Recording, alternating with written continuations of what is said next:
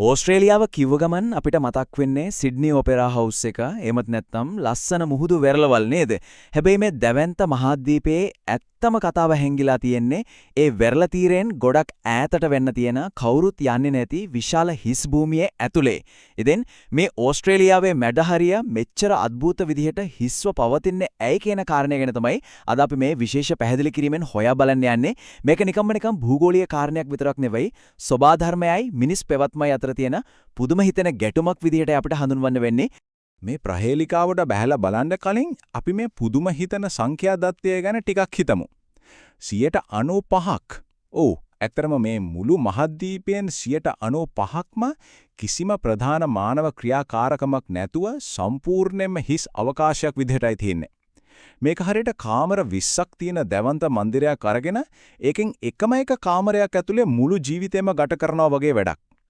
මේ වගේ අතිවිශාල භූමියක් කිසිම ප්‍රයෝජනයක් ගන්නෙ නැතුව මෙහෙම තියෙන්නේ කොහොමද කියන එක මාරම කුතුහලයක් දනවන කාරණයක් නේද? හොඳයි.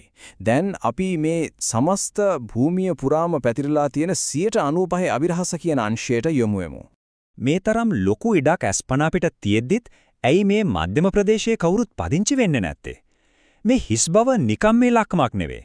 මේක තමයි මුළු මහද්වීපයේම ස්වභාවය, මිනිසුන්ගේ ජීවන රටාව සහ ආර්ථිකය පවා තීරණය කරන ප්‍රධානම සාධකය. ලෝකයේ අනිත් රටවල් එක්ක බලද්දී මේක හරිම අසාමාන්‍යයි. මොකද මේ තරම් නවීන තාක්ෂණයක්, දියුණු යටිතල පාසුකම් තියෙන රටකටවත් Tamanගේ භූමියේ මැද හරියේ ජනාවාස කරගන්න බැරි වෙලා තියෙනවා. ඉතින් මිනිසුන්ගේ පැවැත්මේ සීමාවන් සහ භූගෝලීය බලපෑම් කොච්චර ප්‍රබලද කියන එක ගැන ලොකු ප්‍රශ්නාර්ථයක් මේකෙන් මතුවෙනවා. මේ හිස් භූමියයි මිනිස්සු කිරිලා ඉන්න වෙරළබඩ ප්‍රදේශයයි අතර තියෙන වෙනස ඇත්තටම අදාහගන්න තමාරුයි. මුළු භූමියෙම මිනිස්සුන්ට කිසිම කරදරයක් නැතුව ජීවත් වෙන්න පුළුවන් කලාපය වෙන්නේ ඊටාම කුඩා. ඒ කියන්නේ 105ක වගේ පොඩි කොටසක් විතරයි. ඊටු 95ම මුළුමනින්ම හිස් භූමියක්. මේ 105 ඇතුළේ තමයි ඕස්ට්‍රේලියාවේ දැවැන්ත නගර කර්මාන්ත මේ හැමදේම හිර වෙලා තියෙන්නේ. හරියට දැවැන්ත කාන්තාරයක කොනක තියෙන පුංචි ക്ഷേම භූමියකට මුළු රටේම ජනගහනය රොක් වෙලා ඉන්නවා වගේ වැඩක් මේක. ඊළඟට අපි කතා කරමු මේ හිස් බව නිර්මාණය කරන ප්‍රධාන භූගෝලීය සතුරා ගැන. ඒ තමයි මහා බාධාව. මේ මහා බාධාව කියන්නේ ගඩොලින් හරි සිමෙන්ති වලින් හරි බැඳපු තාප්පයක් එහෙම නෙවෙයි. මේක භූගෝලීය වශයෙන් නිර්මාණය වෙච්ච මිනිස්සුන්ට මැදට යන්න නොදෙන අති දෙවන්ත භෞතික බාධකයක්.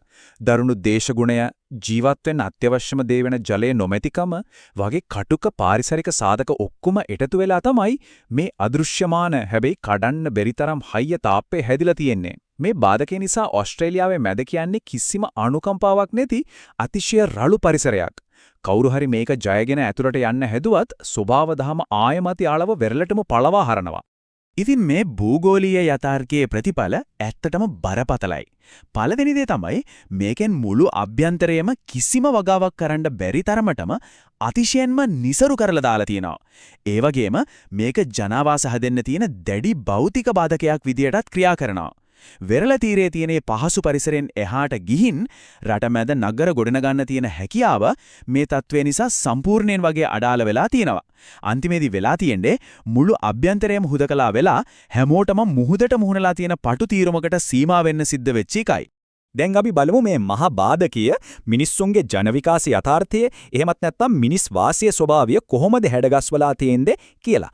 මෙතන තියෙන වැදගත්ම කාරණය තමයි මේ හිතා ගන්නවත් බැරි තරම් විශාල හිස් භූමියයි අනිත් පැත්තෙන් තියෙන අධික ජනගහන සාන්ද්‍රණයයි අතර තියෙන පරස්පරතාවය. විශේෂයෙන්ම මේ ලක්ෂ 20ක එහෙමත් නැත්නම් මිලියන 2ක ජනගහන දර්ශකය ගැන හිතන බලන්න. එක පැත්තකින් මුළු භූමියෙන් 95%ක්ම තනිකරම හිස් රතු පාට පසක්. අනිත් පැත්තෙන් හරිම සීමිත පටු ඉඩක මේ මිනිස්සු ඔක්කොම එකට තෙරපිලා ඉන්නවා. මේක තීරුම් ගන්න ලේසියි, හැබැයි අදාහ ගන්න අමාරු තරමේ ලොකු වෙනසක්. මුළු මහා ද්වීපයකම බර එක පුංචි ප්‍රදේශයකින් උසලාගෙන ඉන්නවා වගේ හැඟීමක් නේද එන්නේ. මේ කතාව තවදුරටත් සරලව ගත්තොත් භූගෝලීය පරිමාණයෙන් 95%ක්ම හිස්වතියදී ඒකේ ඍජු බලපෑම විදියට මේ ජනගහන සාන්ද්‍රණය ලක්ෂ 20කේ දර්ශකයට දැඩිව සීමා වෙලා තියෙනවා. ඒ කියන්නේ මිනිසුන්ට ජීවත් වෙන්න පුළුවන් කොහෙද බැරි කොහෙද කියන එක මේ මහා බාධකයේ විසින් නීති පොතක ලිව්වා වගේම ස්ථිරවම තීරණය කරලා ඉවරයි. අපි කොච්චර බලවත් වුණත් තාක්ෂණයෙන් කොච්චර ඉස්සරහට ගියත් ස්වභාවයේ ධර්මයේ මේ වගේ දැවැන්ත බලවේග ඉස්සරහා අපිට යටත් වෙන්නම සිද්ධ වෙනවා කියන එක මේකෙන් හොඳටම තහවුරු වෙනවා. ඉතින් මේ හැම දෙයක්ම කතා කළාට පස්සේ අපිට හිතන්න යමක් ඉතුරු වෙනවා.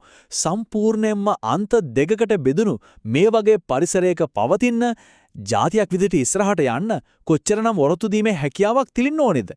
එක පැත්තකින් අතිශය නවීන වෙරළබඩ නගර අනිත් පැත්තෙන් කෙනෙක්ට කිට්ටු වෙන්නවත් බැරි දැවැන්ත හිස් භූමියක්. 95%ක්ම මේ වගේ රළු පරිසරයක් පාලනය කරන රටකට හැඩගැහෙනවා කියන්නේ ඇත්තටම මානව ඉතිහාසයේ පුදුම හිතන කතාවක්. ඕස්ට්‍රේලියාවේ මැද හිස්ව තියෙන එක පිටිපස්සේ තියෙන සැබෑ අභිරහස ඕකයි. භූගෝලීය සාධක අපේ ජීවිත කොයිතරම් දුරට පාලනය කරනවද කියන එක ගැන අලුත් විදිහට හිතන්න මේ විමර්ශනයෙන් ඔයාලටත් පුළුවන් වෙන්නේ නැති කියලා මම හිතනවා. එහෙනම් මේ වගේම තවත් අපූර්ව පැහැදිලි කිරීමකින් අපි ආයමත් හමු වෙමු.